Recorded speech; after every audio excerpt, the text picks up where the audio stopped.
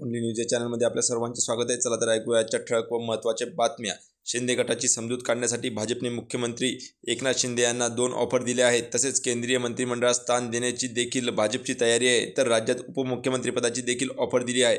तर मुख्यमंत्रीपद भाजपकडेच राहणार असल्याची माहिती मिळत आहे, अशी माहिती सूत्रांनी दिली आहे। चला तर बघूया त्यानंतरची महत्त्वाची बातमी। विधानसभा निवडणूक पार पडली व निकालही लागला। आता आचारसंहिता संपताना अनेक विभागात सरकारी नोकरीची संधी तरुणांना उपलब्ध झाली आहे। समाज कल्याण विभाग पुणे अंतर्गत विविध रिक्त पदासाठी भरती प्रक्रिया सुरू असून त्यासाठी इच्छुक उमेदवारांना 30 नोव्हेंबर 2024 पर्यंत अर्ज भरता येणार आहे। चला तर बघूया त्यानंतरची बातमी। UDAS प्लस प्रणालीमधून पूर्व प्राथमिक तसेच इयत्ता 1 ते 12वी पर्यंतच्या विद्यार्थ्यांची अपार ID नोंदणीसाठीची मुदत संपण्यासाठी आता 4 दिवसच शिल्लक राहिले आहे। मात्र काही शाळा आणि महाविद्यालयांमधून 25% विद्यार्थ्यांची नोंदणी अपूर्ण असल्याचे समोर आले आहे। त्यामुळे नोंदणी होण्यासाठी येत असलेल्या अडचणींबाबत मंगळवारी पश्चिम विभागात शिक्षक निरीक्षकांकडून शिक्षक व मुख्याध्यापकांची बैठक घेण्यात आली। बैठकीत 800 मुख्याध्यापक उपस्थित होते। चला तर बघूया त्यानंतरची महत्त्वाची बातमी। परदेशवारी करून आला असाल किंवा परदेशात जाण्याचा बेत आखला असाल तर सावध व्हा, कारण जवळपास 17 देशांमध्ये एक भयंकर विषाणूजन्य आजाराचा संसर्ग फोफावला असून हा संसर्ग अतिशय वेगाने इतरांमध्ये संक्रमित होत असल्याचं वृत्त आहे। या संसर्गामध्ये डोळ्यातून रक्त वाहू